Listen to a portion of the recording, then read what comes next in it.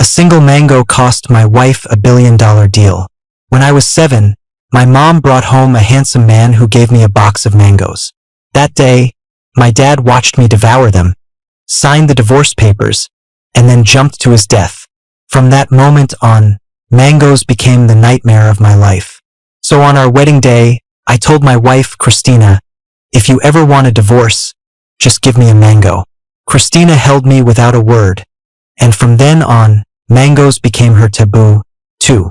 On Christmas Eve of our 5th year of marriage, her childhood friend left a mango on her desk at the office.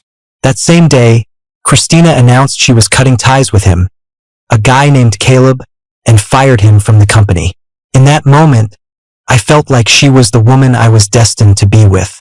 Until 6 months later, when I returned from overseas after negotiating a $1 billion contract. At the celebration party, my wife handed me a drink. After I'd had about half of it, her childhood friend, the same man she'd supposedly kicked out of the company, stood behind me and asked with a smirk, "How's the mango juice?" I looked at Christina in utter disbelief, but she was holding back a laugh. "Don't be mad.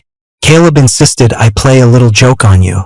I didn't give you a mango, just some mango juice. Besides, I think Caleb's right. This whole not eating mangoes thing is just a weird hang-up. You saw how much you were enjoying it just now." My face went cold. I raised my hand and threw the rest of the juice in her face, then turned and walked away. Some things are never a joke. Not mangoes, and not me wanting a divorce. "Mr. Price, your gastritis has flared up due to a stress-induced reaction. Whatever it is you don't like, you must not eat it again. Next time, it might not be a stomachache, it could be surgery to remove part of your stomach. We'll keep you for observation overnight.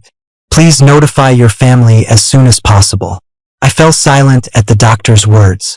I had just spent 39 days working around the clock overseas for a new project and had returned safely. I never thought a glass of mango juice from Christina at my own celebration party would be what sent me straight to the hospital. I instinctively opened my pinned text thread. I typed 2 words before I noticed something was off. I looked closer and confirmed it was Christina's number. But she'd changed her profile picture. It was now a green mango. As I was staring at the chat window, a call came through from Christina. Her voice was icy. "I'm home. Where are you?" I said nothing. Normally, I would have swallowed my pride and soothed her in a gentle tone. But tonight, I didn't know how to even begin. Christina was getting annoyed. "Leo, how long are you going to keep this up?" "The hospital." Christina went silent. She never cared about my health.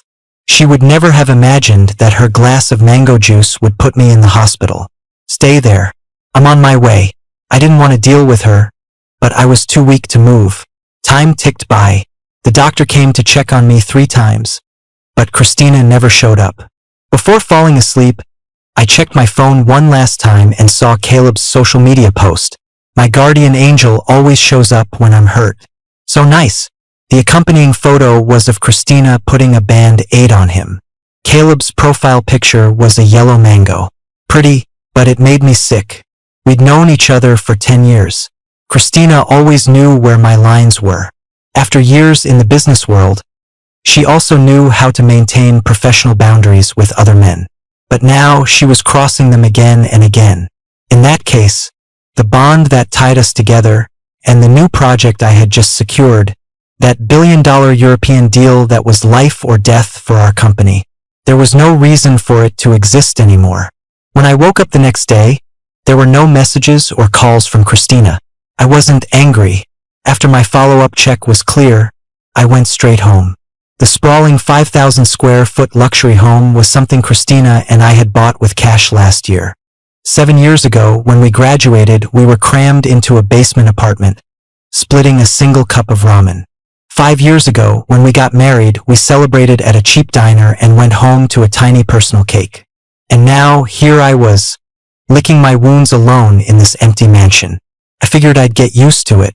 Just as I was reviewing the divorce agreement my lawyer had sent over, Christina came home. The strong scent of a woody cologne followed her in. The smell caught me off guard. Christina has delicate, sensitive skin and is allergic to many cosmetics. She hates perfume. Because of that, in all our years together, I never used any scented products, not even aftershave. I always bought the unscented kind. It seemed she was only strict with me. She saw me lying on the sofa with my tablet and paused. Caleb got a little too excited at the party last night, fell, and got hurt. I took him home first. Then it got really late and the drive was long. So I just found a hotel nearby for the night. That's why I didn't come get you from the hospital. I nodded, canceling another contract on my tablet. Okay, got it, I said casually. Christina opened her mouth, but the words got stuck. It seemed my reaction wasn't what she expected. She hesitated for a moment, took 2 steps closer, and looked away. Saturday, so stop worrying about work. I'm planning to take Caleb to Paris for a trip. Do you want to come with us? 7 years ago, on my birthday, Christina and I took a $5 photo at a street fair. Looking at the cheap Eiffel Tower backdrop, I swore that one day when we had money, I would take her to Paris and we'd take the exact same photo in front of the real thing. Later, as our house got bigger and the company grew more successful, she got busier. Every time I brought it up, she would coax me. Leo, the company is at a critical stage right now. As the head of the company, how can I just take a vacation and fly overseas? You're the most understanding person I know. You get it, right? I did get it. So I stopped mentioning Paris and threw myself into the business, helping to build our empire. But it turned out that as long as Caleb wanted to go, she had the time. I clicked open the next client's email, my tone unchanged. 3's a crowd. I'm not interested. When she heard that, she seemed to let out a sigh of relief before continuing. Fine. I'm just grabbing something, and then I'm leaving. You're on your own for lunch. We can have dinner together tonight. Also, this new contract is crucial for the company's expansion into the overseas market. I've invited the media for a press conference on Monday. You've always wanted to stand by my side in the spotlight, right? Monday's your chance, so get ready. She paused again, looking at me seriously. Don't worry. This time I'll introduce you properly. I won't let Caleb mess things up. I calmly looked up at her. I knew this was her way of compensating me for last night. That works out, actually. It takes a few days to process the cancellation for the European contract. Announcing it at the press conference would be perfect. That evening, I arrived at the restaurant early, as I always did. It had become my habit over our 7 years together. While waiting, I got a call from overseas. It was from my counterpart in the recent negotiation, my friend Alex. Alex's tone was warm as he laughed. Leo, have you thought any more about my offer to join DM? Her company is too small for you. It doesn't deserve your talent. This was the 3rd time he'd tried to poach me. The first time was 7 years ago, when I turned down a high-paying offer from a foreign firm to join Christina's small startup for $2,500 a month. I even had to use $1,000 of that to pay my share of our rent. Alex, frustrated that I wouldn't listen to reason, talked himself hoarse trying to change my mind. The second time was just a few days ago across the negotiating table, where he was on the losing end of my strategy. Afterward, he said, half in admiration and half in apprehension. Leo, I hear you're only making $5,000 a month at her company. Come work with me. Don't let your talent be buried by people who don't appreciate it. I smiled and refused. How could my talent be buried? It was my wife's company, an empire we had built together over 7 years. The 3rd time was now. I paused for only 3 seconds, signaled the waiter for a bottle of red wine, and then accepted his offer without hesitation. Send me the address. I'll start next Tuesday. The other end of the line was silent for 2 seconds, then erupted into boisterous laughter. Alex, afraid I would change my mind, just said great, and hung up. I chuckled. As I was about to put my phone down, a message from Christina popped up. Change of plans. Caleb couldn't wait, so I'm taking him to the airport. You're on your own for dinner. I'll have a surprise for you when I get back. There was also a new post from Caleb on his feed, where he had tagged me specifically. Thanks to Christina for making my dream come true. As a thank you, I'm treating you to a big dinner tomorrow. The picture was of Caleb holding Christina's hand under the Eiffel Tower. It looked exactly like that photo from 7 years ago. I stared at the picture for a couple of seconds, then closed it without a second thought and opened my chat with Alex. I'm bringing a welcome gift. That billion-dollar European contract, you want it? My phone was quiet for a moment. Then it started vibrating uncontrollably. Yes, yes, yes. My friend, you're too good to me. Yesterday was your birthday, right? The gift I bought you should have arrived. Don't forget to pick it up. I froze, and a soft chuckle escaped my lips, growing louder and louder. That's right. Yesterday was my birthday. When Christina watched me drink that mango juice, did she remember it was my birthday? When Christina was putting a band-aid on Caleb, leaving me alone in the hospital, did she remember to get a birthday gift for her husband of 7 years? Probably not. But it didn't matter anymore. We were getting a divorce. Who wants a gift from their soon-to-be ex-wife? After dinner, I didn't rest. I dove headfirst into the European project. It was, after all, a gift for my new employer. It had to be perfect. For the next 2 days, I lived at the office, the lights in my room burning all night. People at the company noticed. In the main group chat, which I wasn't in, they whispered, "What did I tell you? The director only makes $5,000 a month. And he relies on Ms. Christina for everything. How could he dare to stay mad? If it weren't for his relationship with the CEO, would a guy like him even have a place here with the company doing so well? I heard he was the one who held the company back when she was just starting out. Otherwise, we would have gone public ages ago." Caleb, of course, screenshotted all these messages and sent them to me, then followed up with some fake concern. "Leo, I know it must be tough being with a powerful and capable finance exec like Christina. The pressure must be immense. But let me give you some advice. A man who only knows how to work isn't attractive to women. They prefer young, handsome, and charming guys like me." I listened to his oily voice message and just smiled. "Great. In that case, I'll have HR fire you tomorrow so you don't have to worry about not attracting women." Then I blocked him and moved on. 10 minutes later, an irate call from Christina came through. She was furious. "Leo, what did Caleb do to you now? I finally convinced him to come to Paris and forgive you for being so rude at the party, and now you've made him angry again. Are you not happy unless you're causing trouble? Forgive who? Me?" I found it hilarious. While printing out the divorce papers I'd prepared, I casually asked her, "When are you and Caleb coming back? We need to talk about the divorce." The line went dead silent. Christina's enraged voice crackled through the phone. "Leo, are you ever going to stop? There's a limit to these tantrums. If you keep being so unreasonable, I'm really going to get mad." I froze, then couldn't help but laugh out loud. I had the signed divorce papers right here in black and white. Did she really think I was afraid of her getting angry? "I've signed the divorce agreement and left it on your desk. Remember to look at it when you get back." Bang! Christina kicked a chair over and hissed into the phone through gritted teeth. "Fine. Don't you regret this?" The call ended with a sharp click. I shrugged and signed the papers. The next morning, the first thing I saw when I opened my phone was a notification from Christina. It seemed she hadn't slept. At 4 a.m., she'd made a public post on all her social media. It was a photo of her and Caleb standing by a hotel's floor-to-ceiling window, their fingers intertwined. The caption read, "7 years of storms. So lucky to have you." Tens of thousands of comments flooded in, all asking, "Is it finally official? Is this the Mr. Christina she's been hiding for 7 years?" Christina didn't reply, but she pinned a comment with a shushing emoji. In the company-wide chat, she had posted an announcement.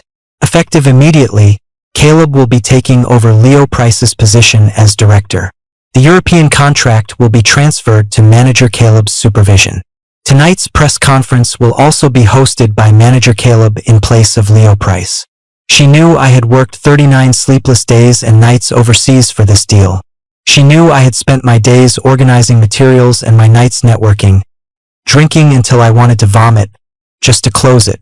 But she still did this to force me to back down. My phone vibrated.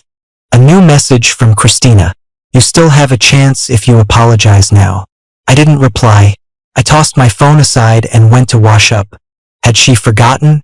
I was the one who made that European project happen. The client didn't care about the company, they cared about me. After getting ready, I went downstairs to grab some breakfast. When I returned, I found all my belongings thrown out of my office. My mug, my files, and the divorce agreement I had signed torn in half. The only thing that survived was our wedding photo, which had been carefully placed on the windowsill. Caleb was sitting smugly in my chair, a defiant look on his face. Sorry, Leo. Christina gave this office to me. From now on, you can work over there. He pointed to a leaky storage closet next to the bathroom, his chin held high. I couldn't be bothered with him. I turned to Christina, who had been standing silently by the side. She looked like she hadn't slept a wink, her eyes bloodshot, but a cruel smirk played on her lips. Caleb is right. I've already given him the office. But if you take back what you said about the divorce, maybe I could. No need. I cut her off, reached for the wedding photo on the windowsill, and, meeting her slightly triumphant gaze, tossed it into the trash. I don't want this either. You two can throw it away. With that, I picked up my laptop from the desk and turned to leave. I pretended not to see the fury reddening Christina's eyes. Today was Monday. I had to be in Europe for my new job tomorrow, so I needed to go home and pack. I didn't go to the press conference that night. Instead, from home, I held my final discussion with the European partners in my new capacity as a director at DM Group. The moment the partnership was confirmed, I received a message from Christina. I've invited the media to live stream tonight's press conference. If you don't apologize now, the European project will really have nothing to do with you. I glanced at it and enabled Do Not Disturb. It was about time. I had a flight to catch. At 7 p.m., the media began to arrive. The event was being broadcast live across the city. Caleb had hired an expensive stylist and was meticulously dressed, smiling radiantly with his arm linked through Christina's. Christina wore a gray pantsuit, looking poised and professional, but her eyes darted anxiously across the audience, scanning every face. Why isn't he here yet? The thought flashed through Christina's mind, and her initial excitement was slowly replaced by a growing unease. But the show had to go on. Christina pursed her lips and took the microphone. Good evening, everyone. I am Christina, CEO of Christina Corp. Today's press conference is about the Victoria Project, a partnership our company has secured with GK Group. This project, hold on. A reporter with an international business channel press pass suddenly stood up. Miss Christina, are you certain it's the Victoria Project? Christina froze. Of course. This is our company's. Her assistant rushed onto the stage and whispered frantically in her ear. This is bad, Miss Christina. 1 minute ago, DM Group released an official statement. They've taken over the Victoria Project. Director Price has left the company. What? Christina's mind went blank. For a moment, she couldn't believe what she was hearing. Everyone in the room, especially a seasoned executive like Christina, knew what it meant to have another company announce your project first.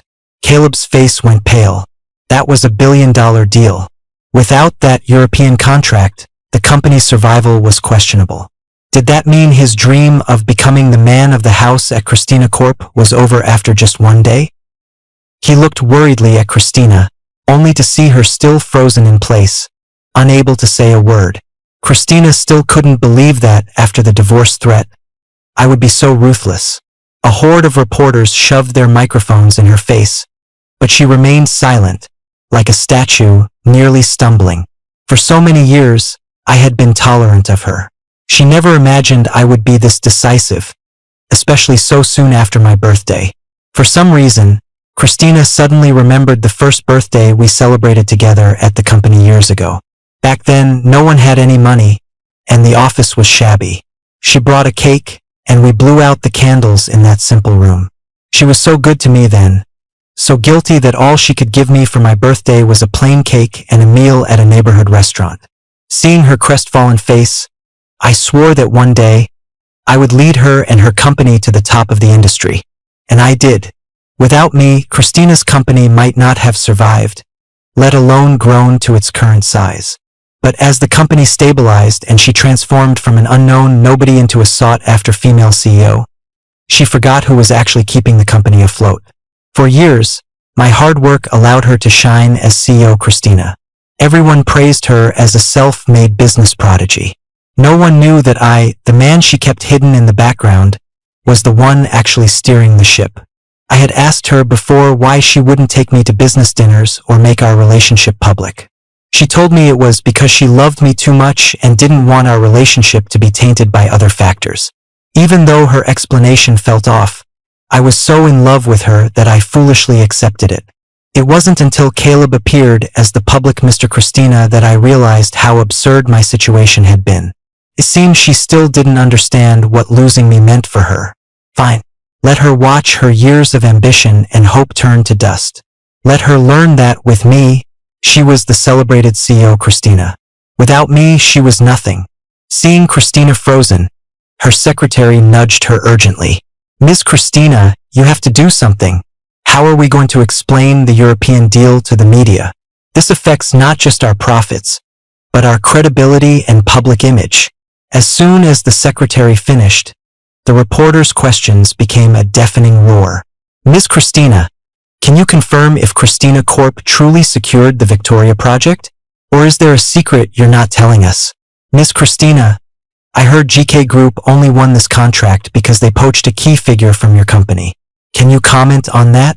Ms. Christina, we've received information that you have a close relationship with the now resigned Director Price, and that the gentleman beside you, Mr. Caleb, is the other man who drove Mr. Price away. Is this true?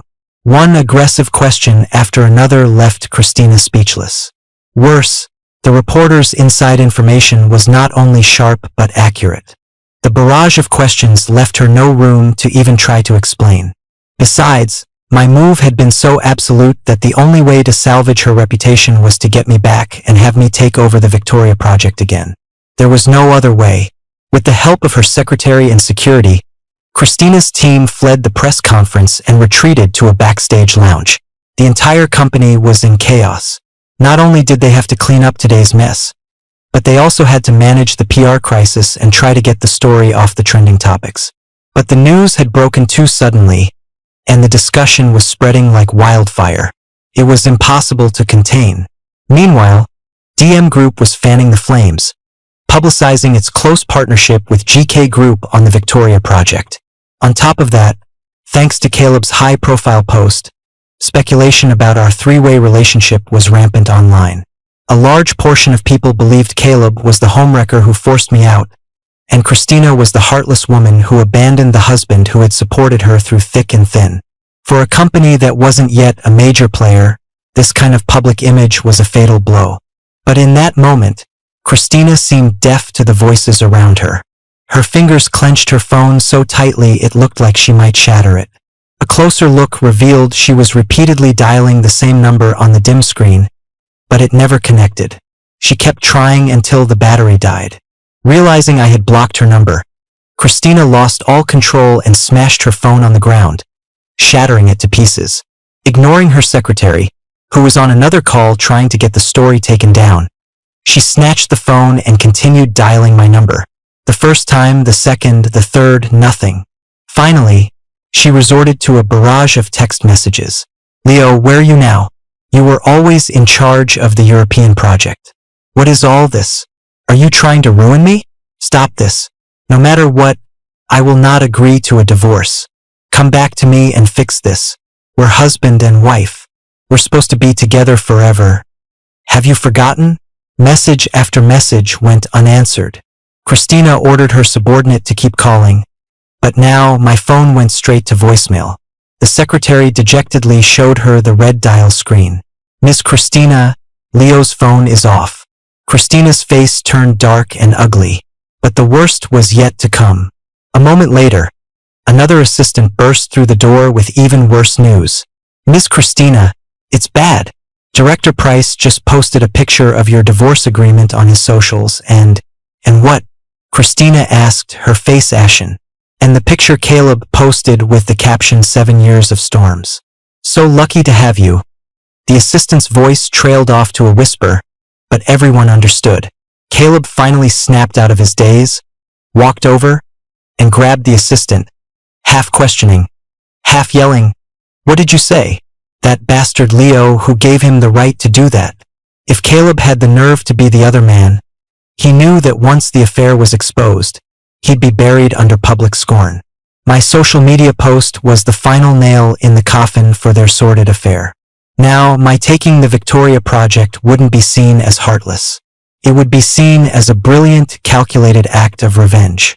The words had barely left his mouth when Christina slapped him across the face. The slap was so hard his cheek instantly swelled, and he stumbled to the ground, staring in disbelief that she had actually hit him. Who gave you the right to curse him? Leo Price is my husband. What are you? Christina thought of all the times I had forgiven her after being heartbroken, and she regretted her neglect. But she still believed that no matter what had happened, I still loved her. So she made a silent vow. She would win me back. She would win back my heart. She would not agree to a divorce. Everything that had happened was just a small bump in the road of their lives. After moving abroad, I thrived at DM. Alex really valued me and put me on many projects. Plus, since I came with a dowry, the contract, the senior executives who might have been critical of my sudden high-level appointment had nothing to say. Here, my income was directly proportional to my effort. I was no longer doing $50 million work for a $5,000 salary. I felt free. Work was busy, life was fulfilling, and I gradually began to forget the past. I didn't resent Christina and Caleb anymore, or rather, I couldn't be bothered to care. But I never expected my peaceful life to be interrupted so soon by an unwelcome visitor. It was almost autumn, and the sycamore trees outside the office were shedding their leaves. Christina's tall, slender, and achingly familiar figure stood in the soft European breeze. It was clear from her disheveled appearance that the past few months had taken their toll. She had lost all interest in dressing up. She looked haggard and much older. I had no desire to get entangled with her or even speak to her.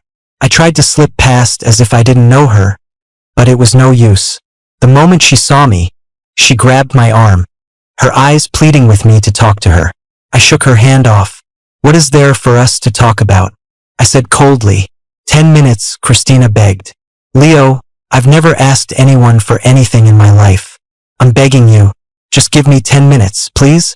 Seeing her so pathetic, a flicker of something stirred in me. We had fought side by side for years, closing one deal after another, and she had the audacity to say she'd never begged anyone for anything. How ironic, right? All the company's past profits, every single contract, was secured because I pulled strings, drank myself into stomach spasms at dinner tables, and worked all night on proposals. She never had to lift a finger, so who would she have ever needed to beg? I was suddenly curious to hear what other hurtful nonsense could come out of her mouth. So I stopped trying to pull away, found a nearby cafe, and started a stopwatch on my phone, waiting for the 10 minutes to begin. Leo, where have you been? Do you have any idea how long I've been looking for you? Christina was still the same, spinning pretty lies. When I publicly left with the Victoria project, even an idiot would know where I was, let alone her. She really would stop at nothing to play the part of the devoted lover. I smirked and glanced at my watch. If this is all just nonsense, I don't think we need to waste another 8 minutes. My words left her speechless. She said meekly, Leo, we don't have to be so hostile. I really have been looking for you for a long time. You left so suddenly, I wasn't prepared at all. Couples fight and make up. I didn't even do anything to wrong you, so why did you have to be so extreme and demand a divorce? Even if you insist on a divorce, you have to at least give me a reason, right? I don't believe it's because of Caleb. It was just a joke. If you don't like him, I'll fire him when we get back, and you'll never have to see him again. Okay? Or is it the European deal you're upset about? If that's the case, then after all these years of marriage, she still didn't know me at all. I didn't want to hear any more of her assumptions. I cut her off and got straight to the point. Christina, do you remember what I said to you on our wedding day? She frowned, trying hard to remember, but came up empty. Of course, I shouldn't have expected her to remember what I said. It was just a mango, just a joke. I was the one making a big deal out of it, the one who couldn't take it. But Christina, the person who hurts me can be anyone in this world. Anyone but you. She saw my prolonged silence and, as if remembering something, had a sudden realization. You're not still mad about that glass of mango juice? Are you? Is it really that serious? It's just juice. If you don't want it, we just won't joke about it next time. Besides, I saw you that day, you're not allergic. Or are you upset about Caleb? Christina tore open my wounds without a shred of concern. I sat there, staring at her for a long time, before finally slumping back in my chair. In a voice that felt unnervingly calm even to myself, I told her, when I was a kid, my mom had an affair. She brought a man home and he gave me a mango. Back then, mangoes weren't common. I was curious, so I sat on the sofa and ate it. My dad came home, saw the mango in my hand, didn't say a word, and jumped out the window. Christina's mouth fell open, her expression shifting from shock to stunned silence. You said it was just a joke. Maybe to you it was, but not to me. So, can I go now? I stood up to leave. Christina knew that if she let me go this time, we would never have another chance. She blocked my path again. I'm sorry, Leo. I didn't know. What I did was wrong. Please forgive me. Okay? I'm terrible. Hit me. Go on, hit me. She grabbed my hand and started forcing it to strike her. Her theatrics sent a surge of anger through me. I yanked my hand away and yelled, "Have you made enough of a scene? I told you that not to get an apology, but to tell you that we are over. The mango is my line in the sand. You crossed it for Caleb, which means there's no going back for us. Do you understand?" She acted as if she genuinely didn't get it. "So you hate me that much?" she said, her voice filled with sorrow. "You hate me so much that you took the Victoria project to make the company we built together go bankrupt? Just to get back at me? You're overthinking it. The Victoria project was always mine to manage. Taking what belongs to me is perfectly reasonable. Stop bothering me." Christina wasn't listening. She seemed to be in a trance, muttering to herself. "If I didn't care about you taking the project, and if there was no Caleb and no," her voice suddenly grew hoarse, "no mango that day, would you come back to me? The world isn't full of ifs." I pulled my hand free. "No," I said, my voice final. With that, I left the cafe, not knowing or caring what expression was on her face as I walked away. After that day, Christina kept showing up at my office, refusing to go back to her country. Alex, worried I'd go back to her, gave me a daily pep talk. He insisted she was only there for the billion-dollar contract, not because she truly loved me, and that I absolutely could not take her back. He promised he would handle getting rid of this toxic ex. Of course, I knew Alex meant well. Besides, the Victoria project was already halfway done. Even if I were a complete novice, I couldn't just bail at this stage. I told Alex, "Don't worry. I'm not going with her." He looked at me skeptically. "I wouldn't be so sure.